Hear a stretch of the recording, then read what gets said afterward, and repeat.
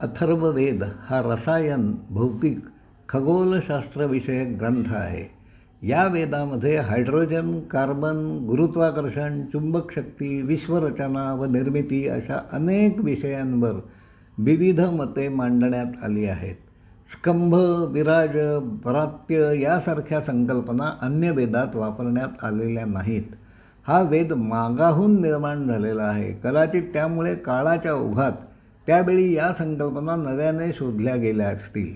वेदातील वर्णने ही विज्ञानासारखी सरळ, स्पष्ट शब्दात नोंदवलेली नाहीत, हे सत्य आहे.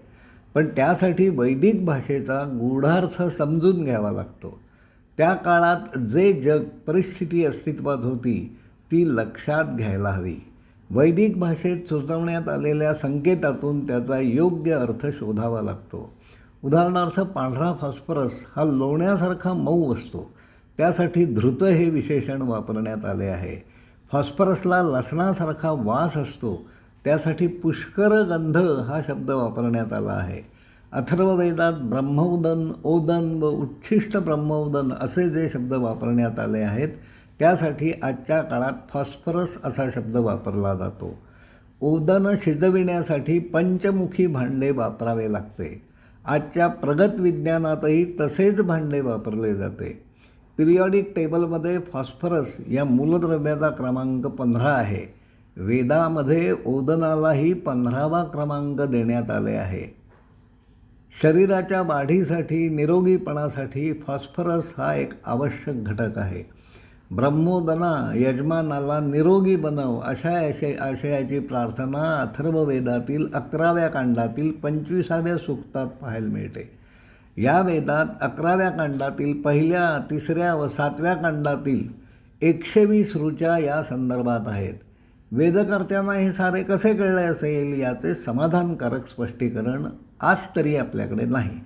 20व्या शतकाच्या सुरुवातीला द्रव्याचा नाश करणारे प्रतिद्रव्य असले पाहिजे अशी कल्पना मांडण्यात आली.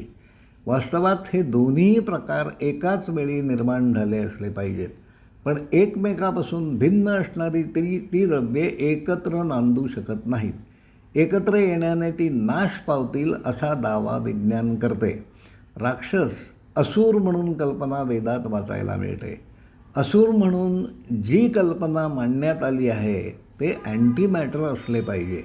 विश्वाचा, अखिल ब्रह्मांडाचा आकार कसा आहे विज्ञानाला हे अद्याप निश्चित करता आलेले नाही.